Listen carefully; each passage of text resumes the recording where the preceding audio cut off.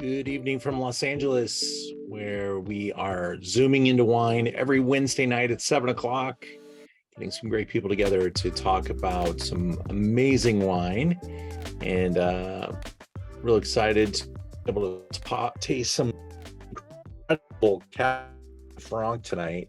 You guys are in for a treat.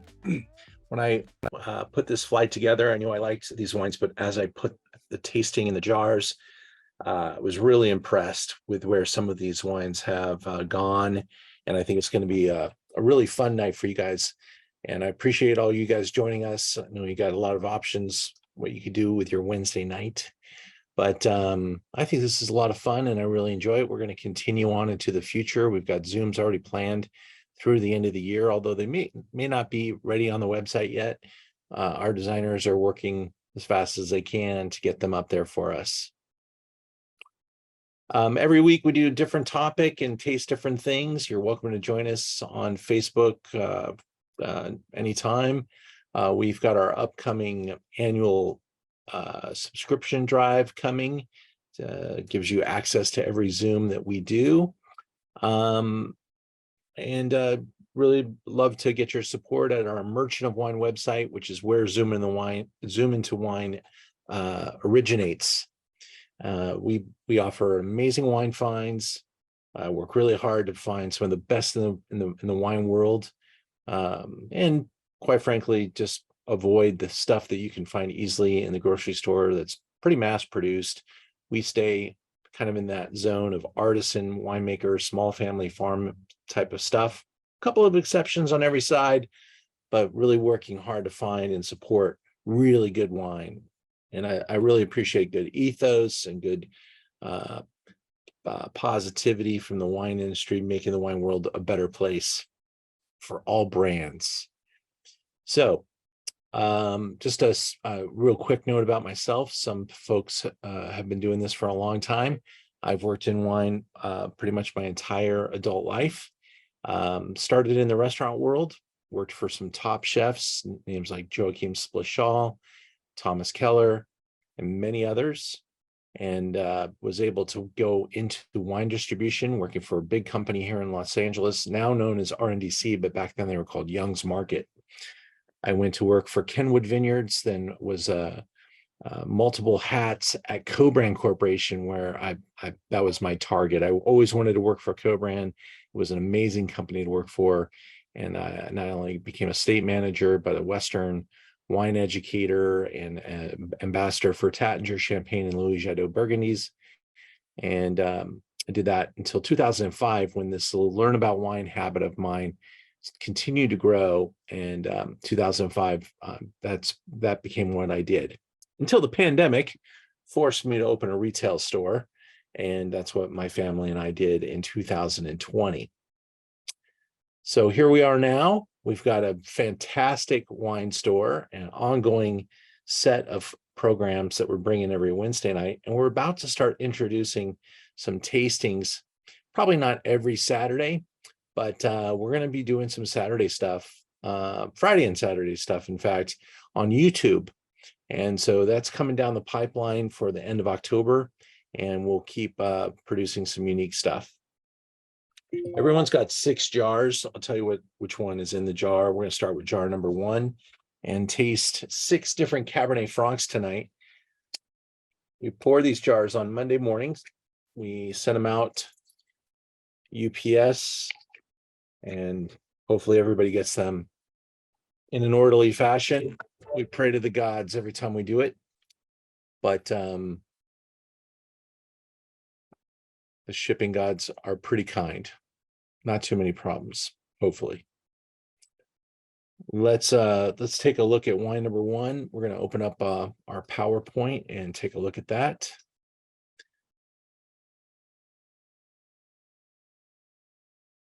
And again, it's Cabernet that's in focus this week, Cabernet Franc. And Cabernet Franc is the parent grape. That's kind of its title. It's a very old grape variety, and it's responsible for several offspring, namely Merlot and Cabernet Sauvignon and Carmenere. So those grape varieties came from Cabernet Franc. And there's different things. There's different varietals. Sometimes they're known as hybrids. Sometimes they're known as a crossing. You take two different grapes and they get put together. That's known as a crossing. And so Cabernet Franc gave birth to multiple grape varieties.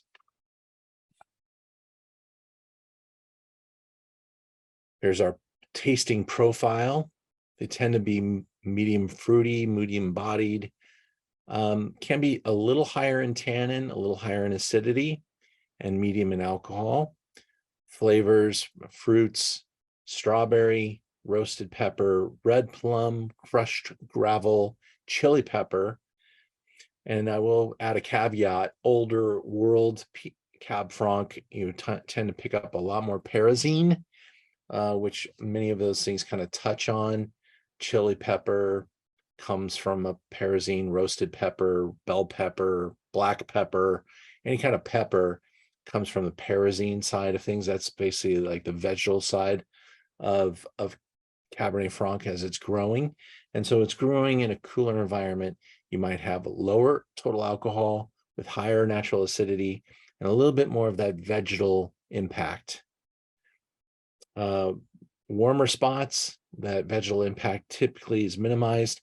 You might push a little bit more into riper aromas such as chocolate.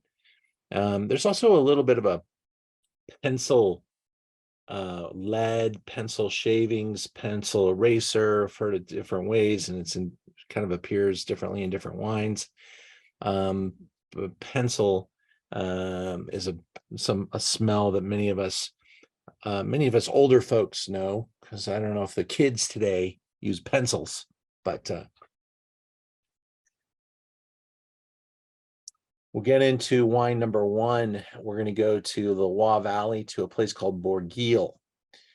There are many places in the Loire Valley that Cabernet Franc is a star. Bourgueil is one of them. We're going to taste both Bourgueil and Chinon tonight.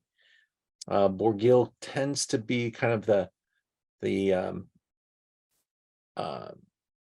lower cost Cab Franc. Maybe some people might even enjoy it more. It can be a little bit more rustic. Can be a little bit more interesting sometimes. I'm always willing to take a little chance on a Bourgueil. There tend to be a very good value. And I really like this little teeny producer. Here's on a map showing you where Bourgueil is, north of Chinon, along the Loire River, just outside of Saumur. Tours is the major town you would probably take a train into. If you're going from Paris, you can get to Tours really easily and use Tours as kind of like your touristic hub. A lot of hotel, a lot of restaurants, a lot of what you need are in Tours.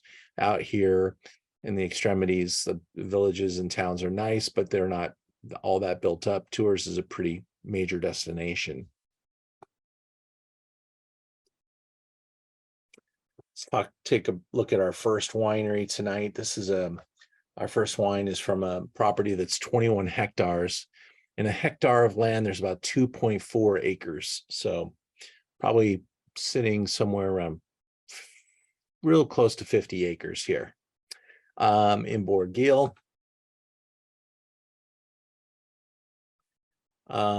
Several generations of winemaking. Welcome, Terrence. You're going to be coming into our Zoom here in a moment. Several generations of winemaking. 1976 is when this venue label was crafted, so not ancient by any means. And in fact, Bourgueil and these smaller towns kind of give people an opportunity to buy in. If you're going to go to the right bank of Bordeaux and buy a house in Pomerol, you better have a lot of digits in the bank account. So this is a place where you can invest, plant land, be a farmer, and give it a shot. Bourgueil. This producer, the vineyards are all organically farmed, and it's quite a cute little place. Here it looks at the vineyard. That was the Shea. And everything here is done by hand. You can see some really nice vineyard exposition here. Here's our wine cave, or the cave here, with some really nice big larger wood. You got probably 500 liter barrels on the left, and 220s on the right. Those are kind of your normal Bordeaux barrels on the right hand side, so kind of a mixture of wood. The larger wood barrels really slow down the wine, and they're probably pretty damn old. So they're not really looking to pass on a lot of new fresh wood aromas. My phone is blowing up. I apologize. I'm going to shut it up.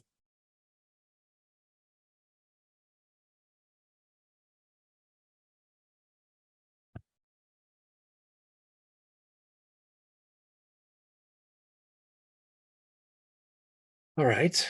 So 4 generations have produced the wine. That seems like a lot of generations since, what do we say, 1986? Math isn't working too well for me on this side, but maybe Grandpa started it, passed it on quickly.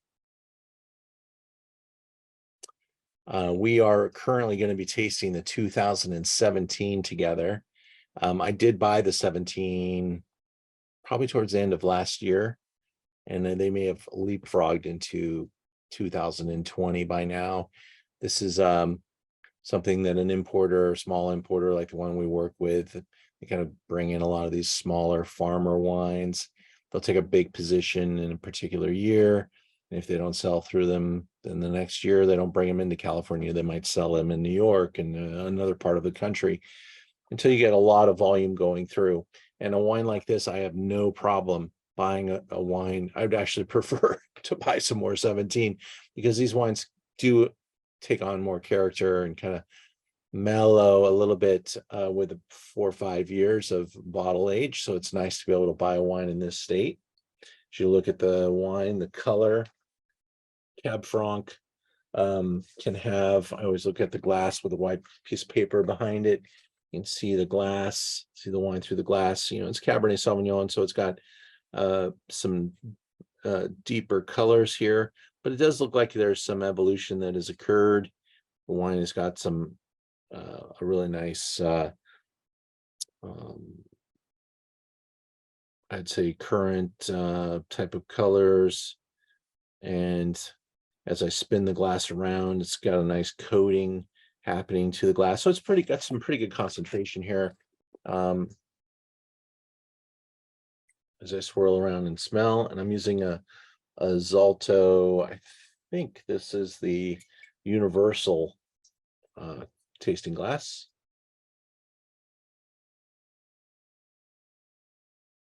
Very earth oriented, kind of as promised. You're going to get a lot of that wet earth, wet forest floor, wet leaf, mushroomy, savory type of smells.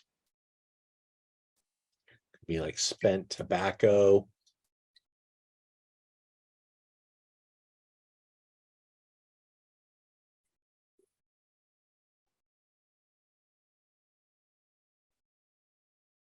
Like I said, being from 17, there's just some really nice development that's occurred here.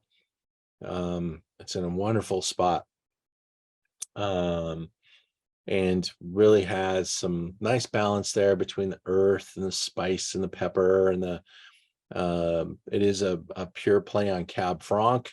This it doesn't show off much wood, but it's not a wine that's trying to show anything except for it being a Bourgueil.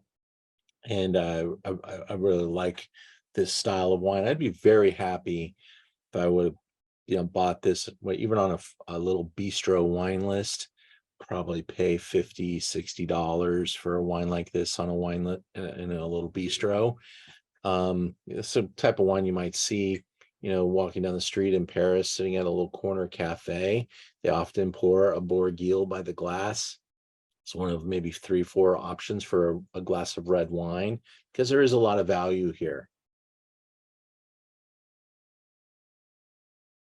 What do you guys think of that? Do you like that? Is it too earthy?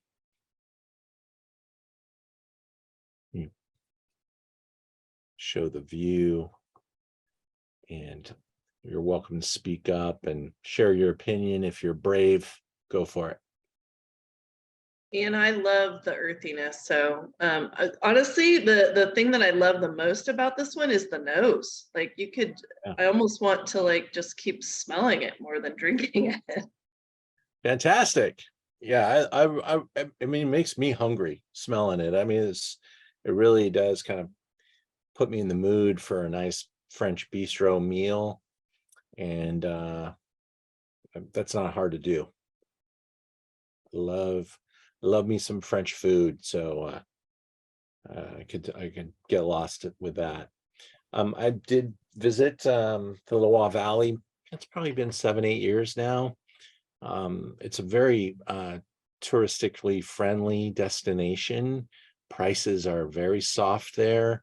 I'm going to be taking a group to Burgundy in April and Bordeaux at the end of April in the first week of May in 2024. So if anybody wants to go, you can go on to learnaboutwine.com and enter the interest list.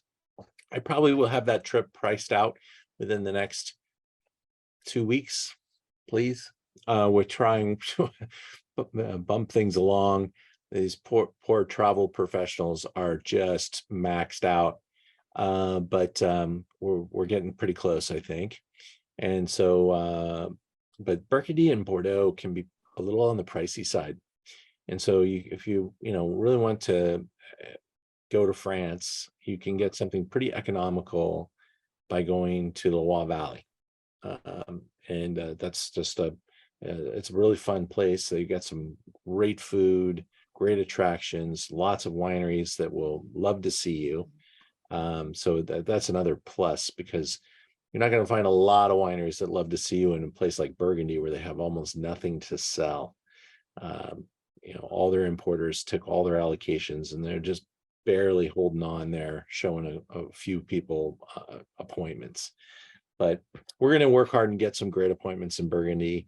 I've been promised some wonderful visits. We buy a good amount of Burgundy in the store, so we'll get some really good appointments for us going there and in Bordeaux. Terrence, I see a hand. Are you doing all right, buddy? I'm doing good, my friend. Doing very good. What about weather, climate change in Loire Valley? Is there an effect there as it is in Bordeaux and Burgundy? For sure. Climate change doesn't work in just one direction. It's not just warmer. We got more craziness. And in 2021, it was an abundance of rain in June and July that really took about 30, 40, 50, 60% of the crops away. And so that type of pressure has been increased. Wow.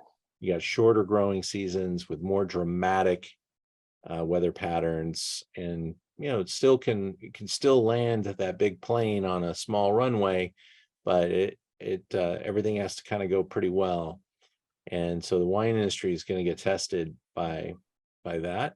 But also some regions, maybe even like this Bourgueil, have maybe benefited a little bit from warmer growing, because areas like this might not have been warm enough to get really good quality, and today they are. So there is kind of a silver lining for some with the global warming concept. So it's interesting, because some of the classic regions, the most famous ones, are the ones that you're going to hear screaming the loudest, because they had it pretty damn good, and whether they keep it is kind of what the world is waiting to see.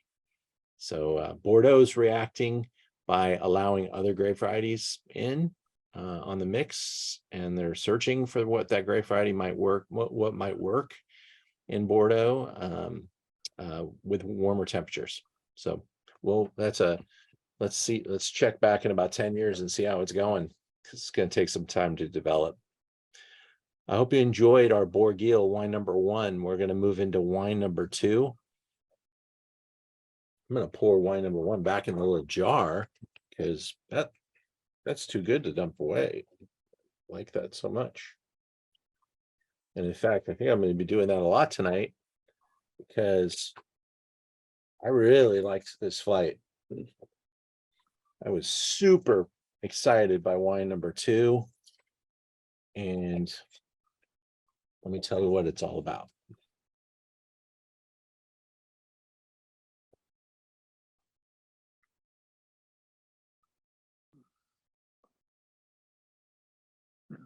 There's our Bourguignon. Again, the Bourguignon was $22.95. And I probably have a case and a half in the store. So it might be there for a while, but a really nice wine. We go to now our Southern California Santa Ynez Valley in Santa Barbara, a small producer called Ludite. They find some small Ludite. You might hear that term kind of thrown around a lot. It just means like a small vineyard. And so a couple of wine geek guys that have a lot of fancy credentials like Master Somms, and one of them's Master Somm and one of them's just a fantastic winemaker. They got together and started Ludite and started working some different areas to find some little pocket vineyards that they could make some small productions from, and use some of their philosophies. They're certainly not trying to make Napa Valley wines. I think they're really leaning into the Santa Barbara concept, and I think it's because of that I really like them. Their names are Eric Railsback and Justin Willett. Justin Willett's attached to quite a few really fantastic Chardonnay brands. He's quite a Chardonnay producer in Santa Rita Hills especially. And Eric Railsback is involved in kind of the architecture of the wine business. He owns or owned, I'm not sure of his current status, but he's involved in wine distribution, and he's the Master Somm.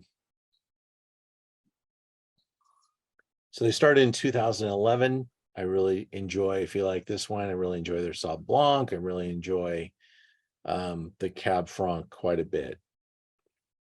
I don't currently have the Sauv Blanc. I used to have the Vermentino, and I think it's gone. Here's a look at Santa Ynez, and this wine label says Santa Ynez on the label. We also saw the word Happy Canyon.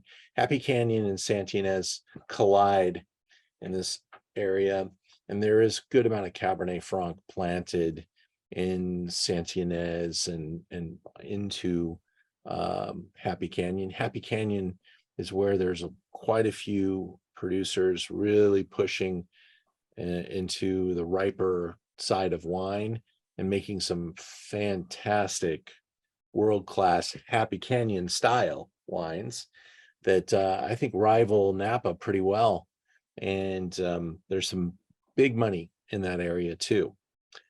With Cabernet Franc, though, in this particular example, what I really like about this wine is that they picked this wine on the earlier side and really wanted to kind of show off some of those Parisines and some of the character of Cab Franc. Let's see how it's doing right now.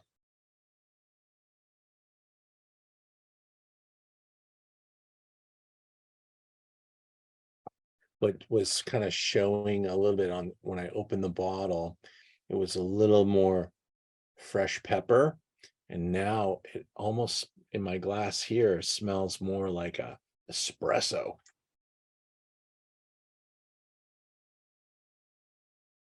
I mean, that's making me salivate just smelling that. Really, really fun. And these guys know what they're doing. They really kind of, get involved in all the farming practices, keeping things very natural. I think the buzzword for these guys would not be about organic or biodynamic or anything like that, but regenerative is kind of the new term for probably the most progressive in wine, and I would put these guys in that category. Here they are working through the vineyards. I believe these are vineyards that were probably initially and may still be drip line irrigated. So yeah, here's the mention, planted at Happy Canyon Vineyard, eastern side of Santa Ynez Valley. Wine is fermented using native yeast. That means all the yeast that are in the vineyard. Once the grapes ferment to dryness, meaning all the sugar has been fermented, they rack the juice off the skins and use some whole cluster. So literally the whole grape bunch, and that could be partial. So they might take, 20% of the fruit and use whole cluster. And I believe that's where we're getting some pretty wild aromatics in the nose.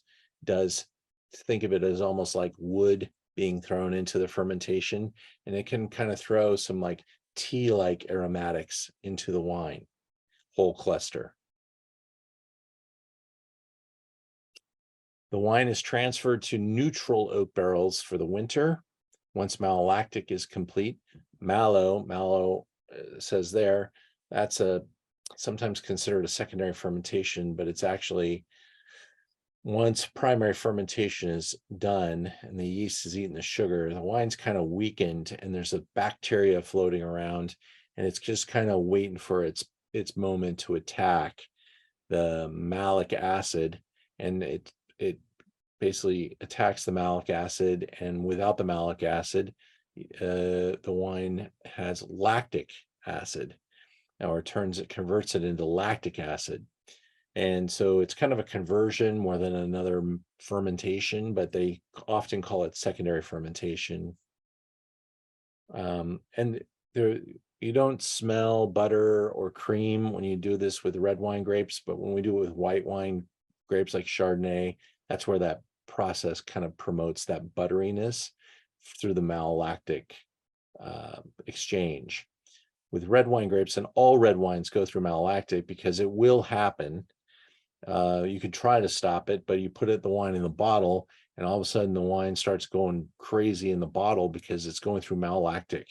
So we want to always make sure that our wines finish mallow before they go into a wood barrel. I'll get your question there in just a second, Greg. Thank you so much. So once mallow is complete, we transfer to tank prior to bottling. Ludite centers on, it says Sauvignon Blanc and more limited bottlings of Chenin, Cab Franc, 10,000 cases annually. 94 points. That's a pretty damn nice score for a small production wine from Santa Barbara that sells for around $30. And this wine talks about some different conditions that were happening in the vintage, but there's still tons of varietal character. So it definitely leans into that vegetal Cab Franc note. And I think also that stem inclusion is probably also really playing a role here. $27.95. I only have maybe 6 or 7 bottles of this wine remaining. Any newer vintage will be maybe 20% higher in price, because this production has significantly increased in cost. Time for questions. Please ask away. Yeah. So I'm curious what everyone's smelling on this, because I think this one smells very funky. It's like fruit that's gone bad, but then it tastes really good, and it's soft on the finish. But I'm curious what everyone else is smelling, because I literally think that this smells like it's overdone, but then it's really, really good on the palate, like it's smooth. I just was curious what everyone's else smelling, because maybe my nose is off today. No, I mean, it's for some people, you are going in looking for fruitiness, ripeness.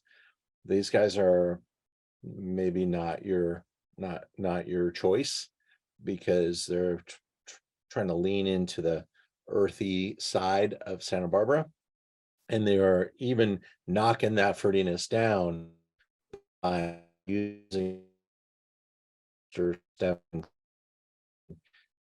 to kind of pull out some of that herb, some of that vegetal, and maybe even add those tea-like aromas that we were talking about. And for me, at this phase, and I'm welcoming comments here, Natalie, you smell green peppers, stuffed green peppers. Yeah, like stuffed with like meat and rice is what my mom stuffed them with. Yeah, that's what you were saying, that it smelled like fresh green pepper tea when you first opened it. Now I feel like they've been cooked. Yeah, that's cool. I think you're right. Yeah, that's a good way to describe it. It's definitely moved, and that's even kind of a good sign. Yeah, when I first opened the jar, I got like olive tapenade. So I think I was more with you on that. Like, That's fun. it was fun. I really enjoyed it. That's cool. Awesome. I think olive tapenade is a really nice note for the tasting note.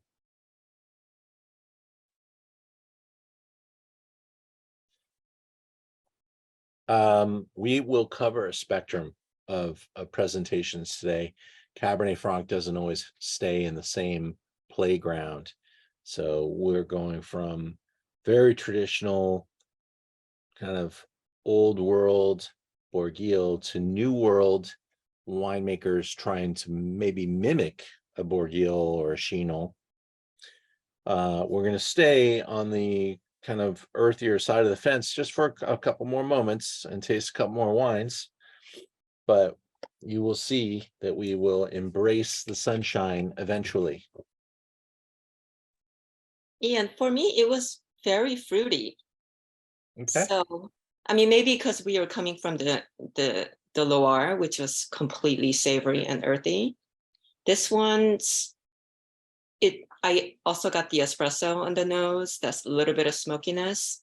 And then, but then when I drank it, it was a lot of strawberries.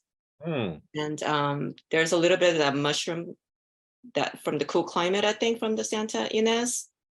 But to me, it tasted fruity. Cool. And I will also say, as a benefit to that, with the sunshine that we do get in California, it doesn't have quite as much astringent character. The acidity is a little softer, so it's a little plusher and rounder in the mouth as well, which some people may prefer. Going to wine number 3.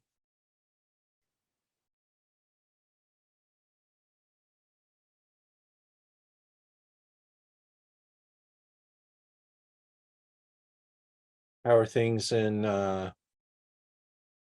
northern United States there, Natalie? Midwest. Midwest? Yeah, Nebraska. Nebraska. To me, that's like northern United States. Yeah, well, it's north for you. Cool. Yeah, things are good. Things are good. We're just, kind of starting to experience a little bit of the fall temps. So Starting to come. All right. starting to come, yeah. Need to watch that, because last year we had like 10 days to ship wine, and some people missed it. We went straight from too hot to ship to too cold to ship. It was so fast. And so we're getting ready for that. By the way, my office is keeping the thing on there because we've got so much wine in this place. It's like we got the stairwell lined with boxes. I am not pretending we're storing these wines at 55 degrees. That's not what's happening there. We do keep the whole place at chilly 66, but there are boxes of wine in every extremity of this office space because we haven't been able to ship anything anywhere. Wow. We're moving into wine number 3, Chinon, and this is a really classic example from Charles Jouget. So that's wine number 3. Let me show you what that's all about.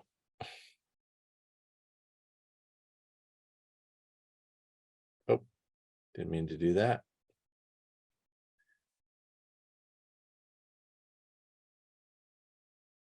Go. Now move. There we go.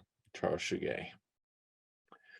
Now, Chouguet makes several different Chinon, and the one that we're tasting today is called Le Petit Roche. I believe that means small rocks. We're right next to where Bourgueil was, but this is where Chinon was really, or the Cab Franc grape variety really kind of, this is its homeland, its epicenter. We are in the Loire Valley, like I said, Chinon, very specific. And Chouguet owns vineyard sites in with a couple of different addresses. They're not contiguous. It's not one large farm, it's several. And he thinks of that as a benefit to being able to show different terroir influences in the Chinon appellation. 1957 is the origin, and built its reputation up. And it's at the top of the food chain in Chinon. Really cool caves. I have visited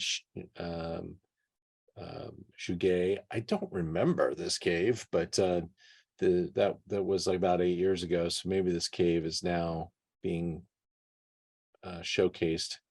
Don't remember it being that fancy. It looks pretty nice now. But I do remember this. This is basically what Chinon looks like.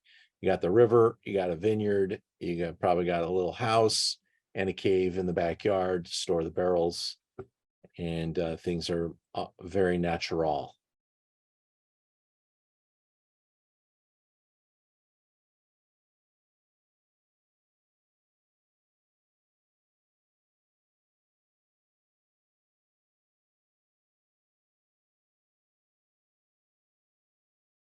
I'm not sure who wrote the tasting note, but it says only a curmudgeon could be blind to its beauty. So I didn't say that. Just want to clarify. Young peppery nose with tart red currants. Oops, come back. Young peppery nose with tart red currant aromas that practically jump out of the glass. On the palate, the fruit flows through a spicy, astonishingly lengthy finish, a satisfying match for charcuterie or creamy fresh goat cheese, which complement the refreshing acidity. As I swirl this wine around, it is a 2020. Color is getting darker. There's a little bit more weight in the glass. You can see the density, wonderful garnet color.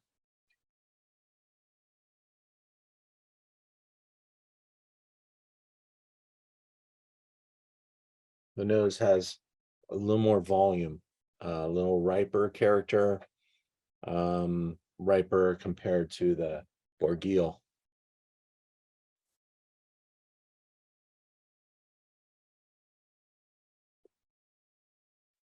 Heard the word funky used before.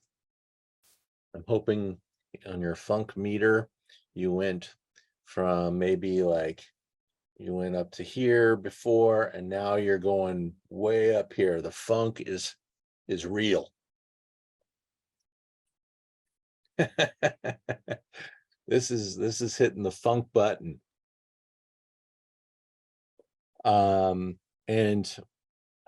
But this is considered classic.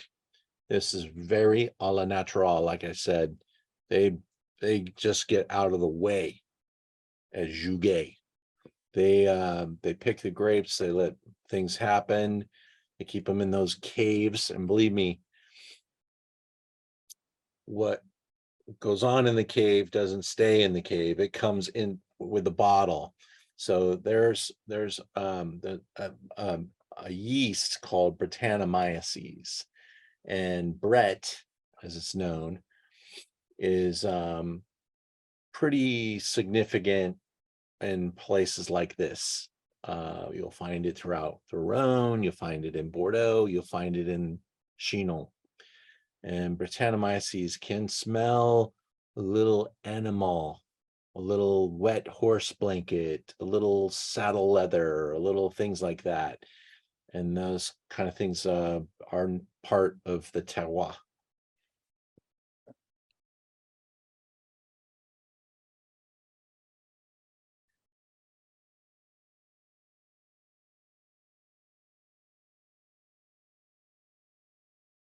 That has a little more lavish mouthfeel. I will say it almost tastes more expensive than the prior. Although you may not enjoy the taste, you may love it. Super fantastic with classic French cuisine, and this wine is praying that you're going to drink it with some food.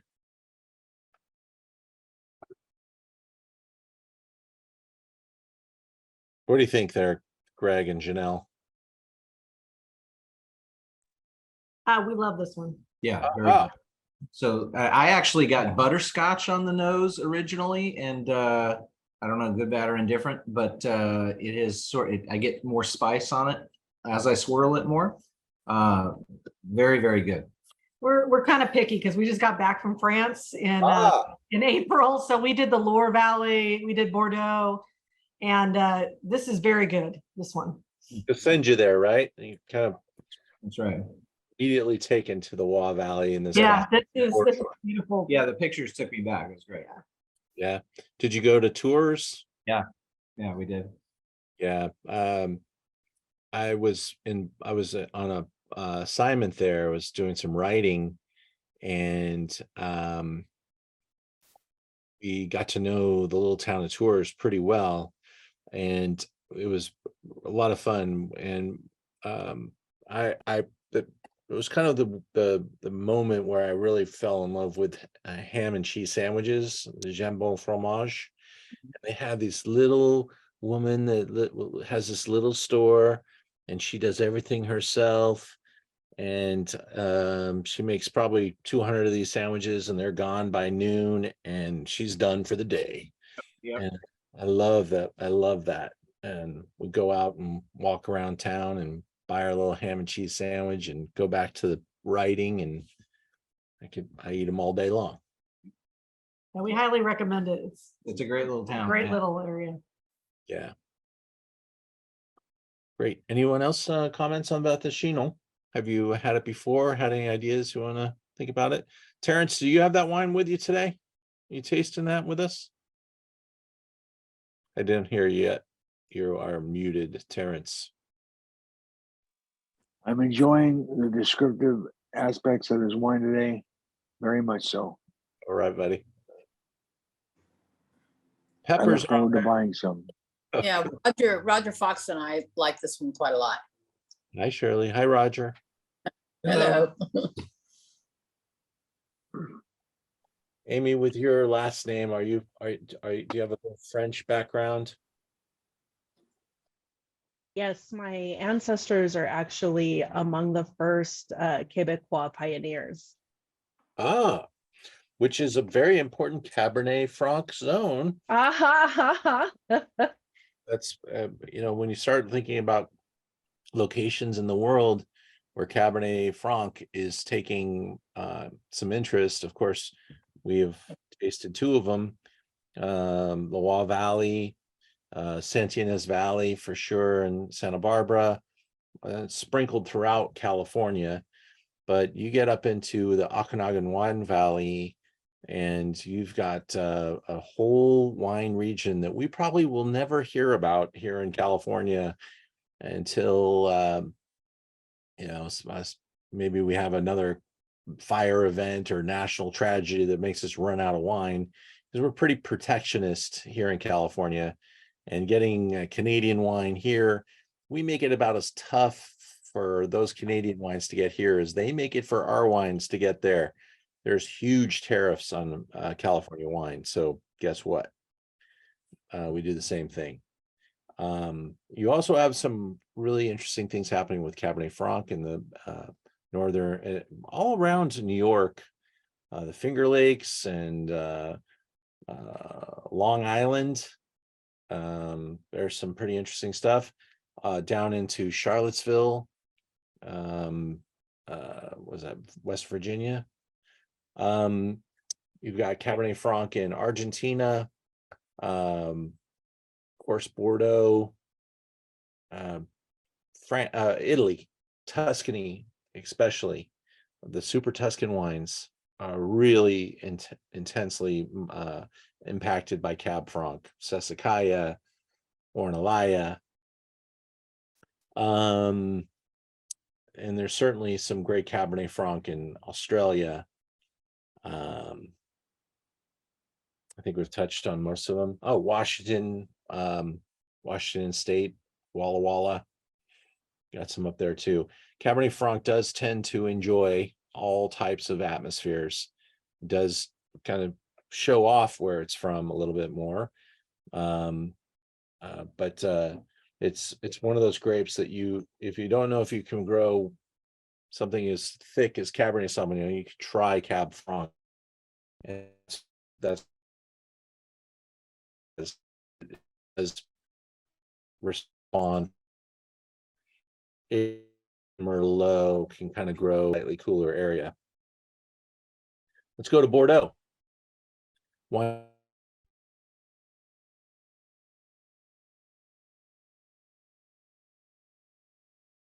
Oh, the Chinon. Did we talk price on the Chinon? I don't know if we did. Of course, all of you were given a code when you joined our Zoom.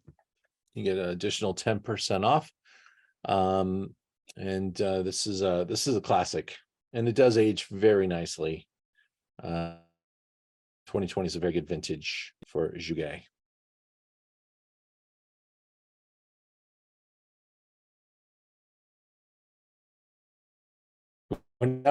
Paul, this is on the right bank of vintage.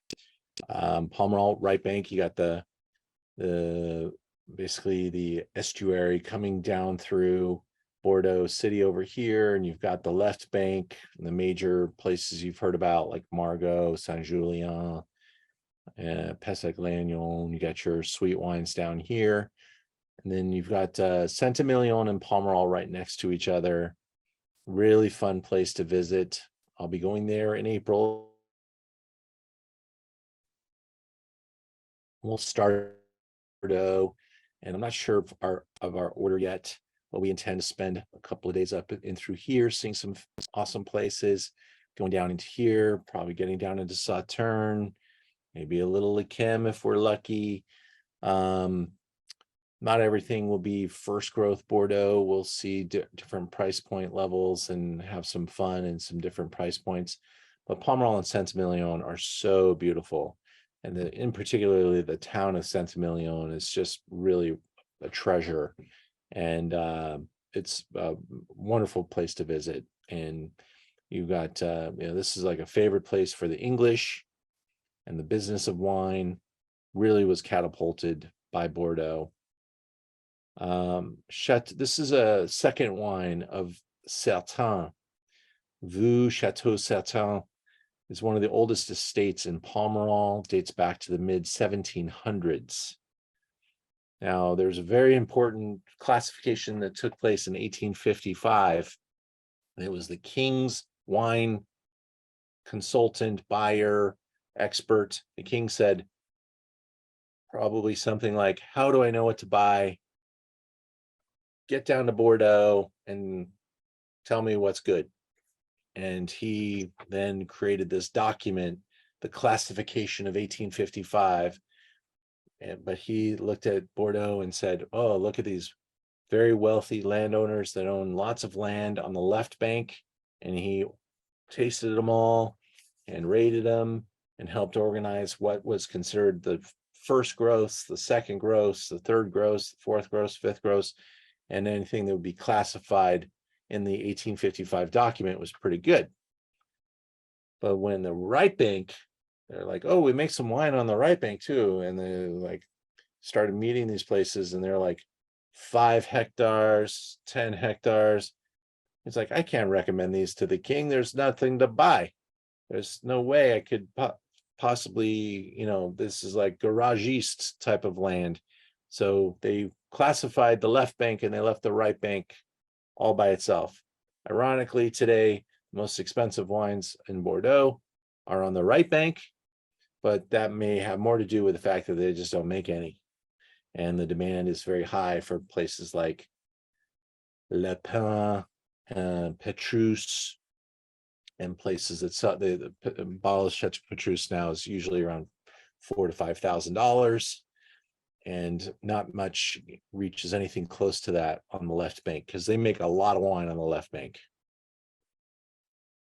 Certain is absolutely fantastic, and not having really tasted this wine with you yet, but we're drinking a great vintage Pomerol 2015, and this is their second wine. So that they have a small production of their first wine, their main wine, and then they have a cut, and they say that goes into the main wine, and this will go into the second wine, and the second wine still puts their name on it. But I'll talk about pricing in a minute. These are not your everyday drinking wines. Bordeaux tends to be pretty pristine and uses lots of new French oak. Those are like $1,000 bills sitting there. Each one of those barrels about $1,000, and a lot of it's always brand new. So that's a big influence on price. You've got much different growing conditions here, where they'll cut that vineyard back. See there on the right hand side. That's how you prune that vineyard back for winter. Winter, you might have snow. It'll get super cold. So they'll cut those vines all the way back, and then they'll push leaf and grow and grow and grow. They want to climb, and they spend a lot of time and energy doing that. And then they start showing their fruit, and then they go through and they start picking they call it a green harvest in about July. And the vine's like, hey, wait a minute, you're picking some of my babies. I'm going to turn all my energy now into making the fruit prettier because you just took half of what I was pushing out. And they train the vine to really focus on the quality. This wine, by the way, is 87% Merlot. So I had to work pretty hard to build a wine from Bordeaux into the Cab Franc discussion. Cab Franc is very important in Bordeaux, and there aren't many wines that have more Cab Franc than this one. Cab Franc is like a violin, but it's part of an orchestra. Merlot is basically a much more voluminous player in that orchestra, and the wines can be very Merlot dominant, like Chateau Petrus is 100% Merlot. But when you add Cab Franc, it changes things, and you don't usually see anybody go much higher than maybe 25% Cab Franc would be an extreme. Here's our 2015 Chateau Le Gravier de Certain, Pomerol, Bordeaux, 15, $110, and I bet I'm underpriced. It's a wine that has been going up in value.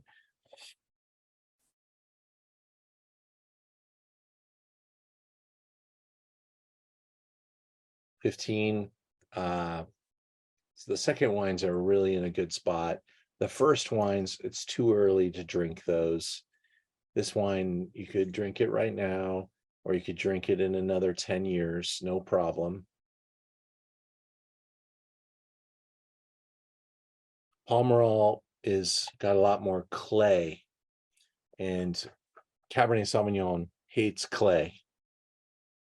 But Cab Franc and Merlot respond very well to it. So when you smell this wine, you can almost smell heavy, wet clay in the nose.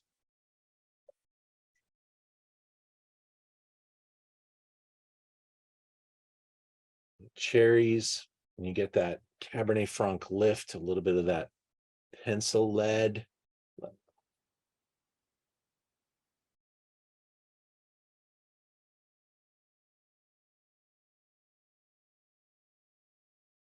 cherries and chocolate. A little grainy, I agree. There's some tan in there that's definitely impacting the way it tastes and feels on our palate. Grainy tannins, but they're in a pretty good spot. That is drinking pretty great. This is certainly a special occasion type of a wine. I'd love to pop this open with a great great steak, great piece of beef. We had this crazy event yesterday in Los Angeles.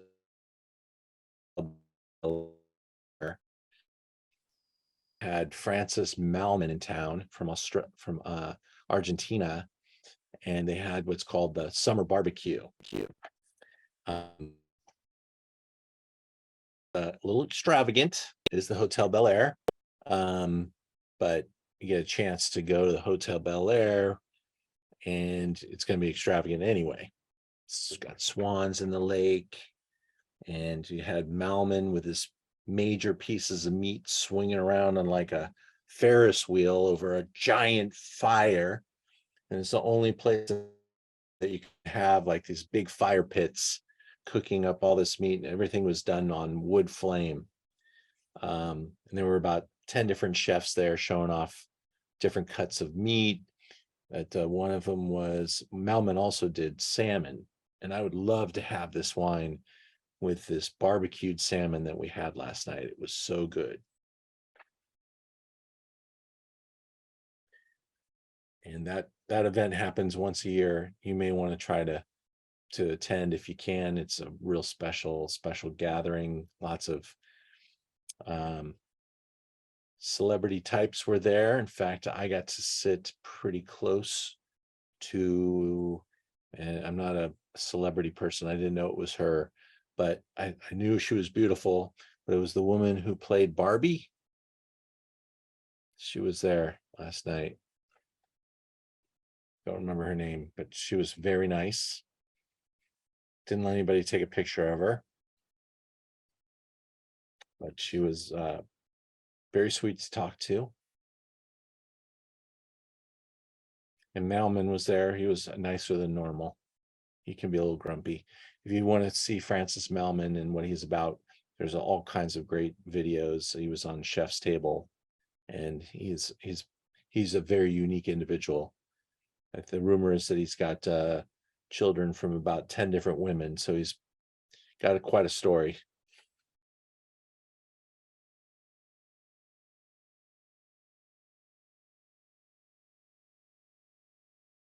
What'd you think of the Certain?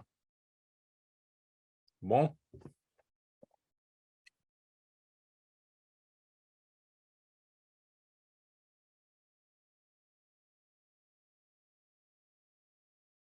That's an awesome from Natalie. Thanks, Natalie. Margot Robbie. Yes. She was really, really beautiful and sweet, and you could just tell things are going very well for her right now.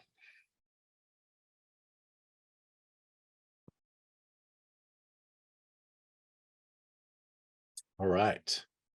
We've done some damage here. We're at wine 4, but we still have some wet rows to hoe. So let's go back in and get things going on. Slideshow's got a life of its own tonight. We're going into wine number 5. This is a longtime favorite Cab Franc expression from Napa Valley. Natalie, I know you go to the Napa Valley pretty regularly. Have you ever been to Crocker and Star? Cool. No, I haven't, but I'll be back in June, so maybe I'll have to add them to my list. Good. So Pam Starr was a winemaker at Spotswood, and her partner, Mr. Crocker, is a grape grower, and they grow their fruit and sell a good amount of their fruit, and they're dedicated to St. Helena. Cab Franc is a big part of their vineyard, as is Sauvignon Blanc.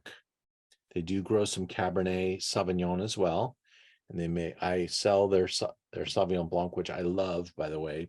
It's one of my favorite. And it's also just kind of maybe getting more of my attention because they have taken the smallest of the price increases. Sauvignon Blanc, by the way, is blowing up in Napa Valley right now, and you're finding a lot of Sauvignon Blancs over $100 now. They sell it to me at a price where I'm able to keep it right around $30, and it's an estate grown Sauvignon Blanc for $30. I think it's crazy good. Their Cab Franc is also from their estate. Let's get into that slideshow just a little bit more. See some of the stuff. They're around 25 vintages in, Pam and Charlie. And this is their writing, not mine, but Charlie is the grapes and Pam is the talent. And they're out to put St. Helena basically on the wine map. This is their estate. St. Helena sits nicely between the two sides of the valley, and the valley floor there is quite fertile, very rich, deep soils. They have a fantastic facility. Let's see there. Beautiful French oak. Deep ruby red in color. This wine displays a gorgeous nose of dark, ripe plum, cocoa powder, hot tamale candy, and sandalwood spice. Silky, friendly tannins, medium-bodied, elegantly framed, the fruit on the palate, which lingers over the wine's length and seamless finish. This blend of Cabernet Franc drinks beautifully now and will cellar well for the next 10 years. 94 points. Jeb Dunnick, his tasting note comments that it's 68% Cab Franc, 23% Cabernet Sauvignon. That means that there's small amounts of Petit Verdot and Malbec in there as well. It's ripe, medium to full-bodied, incredibly silky expression of this variety. Has lots of darker, almost black fruits, currants and blackberries, as well as perfume notes of spring flowers, tobacco, graphite. There's your pencil. And earth, aged 22 months in 60% new French oak. It's balanced, has polished tannins, and a great finish.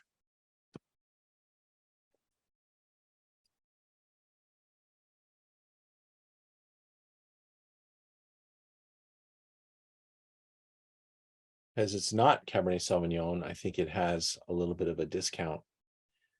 Not to say 65 is an inexpensive wine, but for the Napa Valley, for St. Helena, for all that, with that wood content and everything, relative bargain. Beautiful color. Gosh, wow. It's almost glass stainingly dark.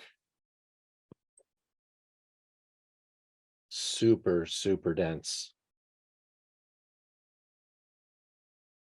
The nose really explodes with the sunshine character and a lot of those black fruits, dark smells that we were just talking about in the reviews. Plum skin for sure.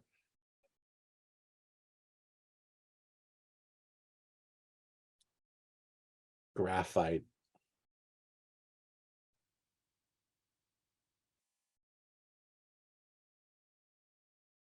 But here you don't smell necessarily the pyrazine. There's really not anything obvious to me. That's bell pepper, but maybe a lot of white pepper. How about that? Can you go with me on white pepper?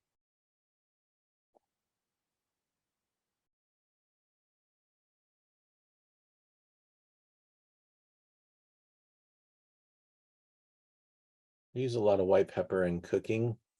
I find you have to really introduce it pretty early, except when you have curry. Been doing a lot of Japanese curry lately, and it's at the table with some other spices, and you just put it right on top. So it's one of the few times I've ever used it without letting it cook into the dish. And there's a real bright aromatic with white pepper.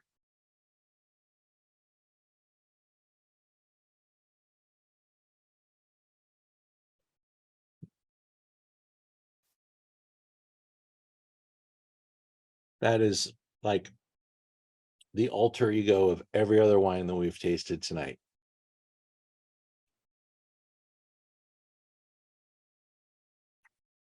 It's pretty voluminous, pretty succulent, pretty rich, pretty round and creamy and textured.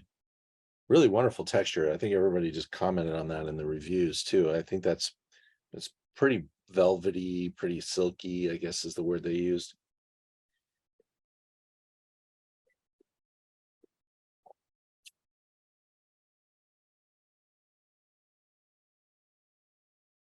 It's like the red velvet cake of Cab Franc.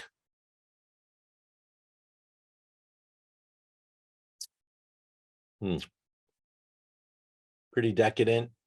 The use of wood is evident in that vanillin touch that you really pick up on. It doesn't have that graininess from the wood. It's a nice expensive aromatic that I think it lends to the wine, and it takes on that character very nicely. I think the winemaking wisdom of Pam Starr is showing off in this wine.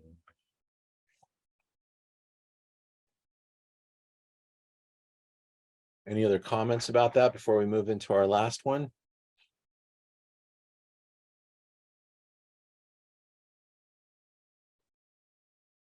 I have a good relationship with this winery. I have a deep appreciation of this winery.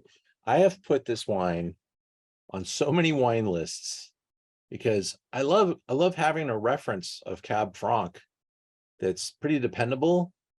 And quite frankly, for a restaurant, that wine would be like about $110 on a steakhouse wine list. That is fire for a steakhouse wine list. And don't have a steakhouse that's hiring me right now to consult. I just finished a couple of projects, and I probably put this wine on a dozen wine lists over the last 10 years. I really like it. I hope you did too.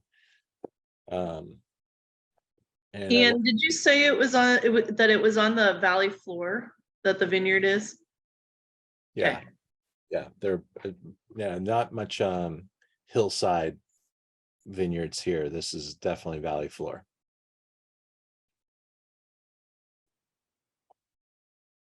Santa Ynez or Santa Helena valley floor. Be clear.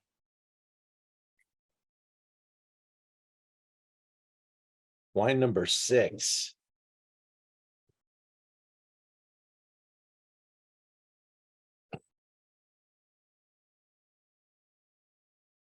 So we climbed the ladder of ripeness, and we have reached Viña Cobos from Paul Hobbs. This is arguably one of the greatest estates in Argentina. And Argentina has been positioned into October of 2024. We were trying to make 3, just had too many problems getting it settled. So the people that we got signed up, we said, well, if we moved to 24, will you come with us? And we're there. I've got 4 spots left to go to Argentina. Sells out of 14 people. But we are a go with 10 that we have. And you should check out the trip because it is legendary. And it took me like a year to get it done. But I just moved every reservation out a year, and that quite a bit. Been to Mendoza. We'll start off in our trip, but we'll start off in Buenos Aires, then we'll go to we're going to go to Salta, and then we'll go to Mendoza. And this is a big place. Argentina is huge. And if you think you can cover it all, it's not like going to the Napa Valley. Everything could be about an hour and a half, 2 hours. I mean, Salta's a plane right away. And, just going from the airport to the winery could be an hour and a half. So it's, you have to be very strategic in your approach. So we've built a beautiful trip that'll take advantage of our locations and make it very friendly. We're not afraid to travel for greatness, and we'll get up there. We'll start off with Paul Hobbs, and they've got an amazing facility.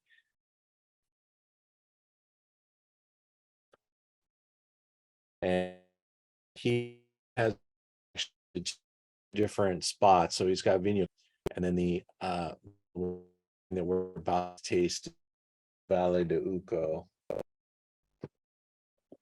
I might have gotten that backwards. Let's see if I got that backwards.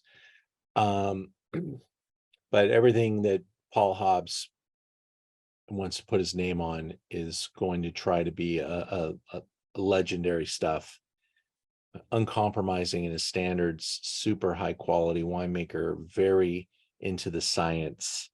Man is a wine genius, and he gets hired to come figure out things to improve things in places like Bordeaux and Cahors. He's got projects in different parts of the world, Spain, Argentina, other places as well. I'm 5 wines in and I haven't had anything to eat, so these wines are hitting me like a ton of bricks right now. Sustainable farming, though, really a good guy. Look at this winery. Beautiful, beautiful place. Those are the Andes Mountains that soar. We're at standing right here. We're about 3,800 feet in elevation. Mountains go all the way around, and they're huge. And this might be the heart of summer, and there's still lots and lots of snow in the mountains, which provide all the water for Mendoza. And the way they have irrigated Mendoza from the very beginning is through flood irrigation. They get water for short periods of time, they let it come in, flood the vineyard, and that is thought to have actually maybe even prevented phylloxera from coming in and settling, because it suffocates the phylloxera. That's a good look at the Andes Mountains right there.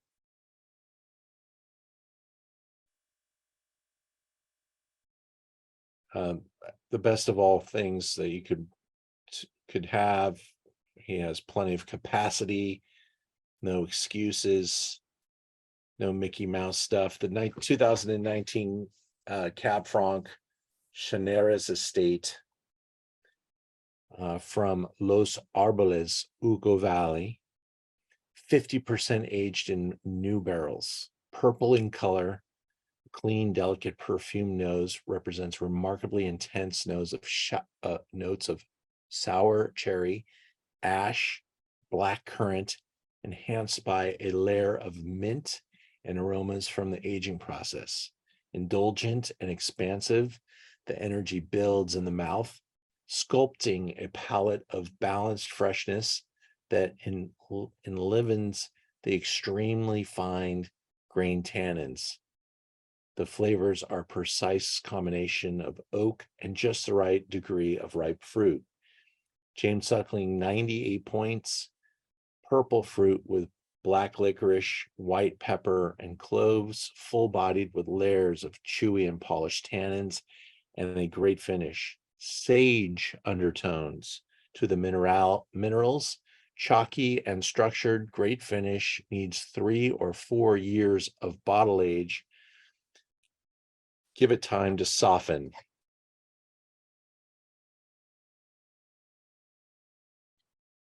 Just absolutely inky in the glass. Oh, that nose is ridiculous. That thing is wound with like cherry cola candy notes and just explodes. This is like electric stuff here.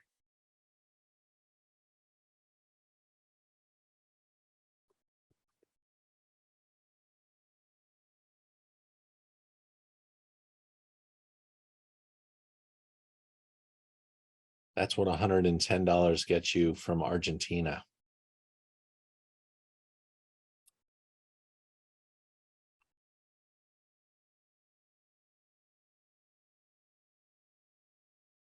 And I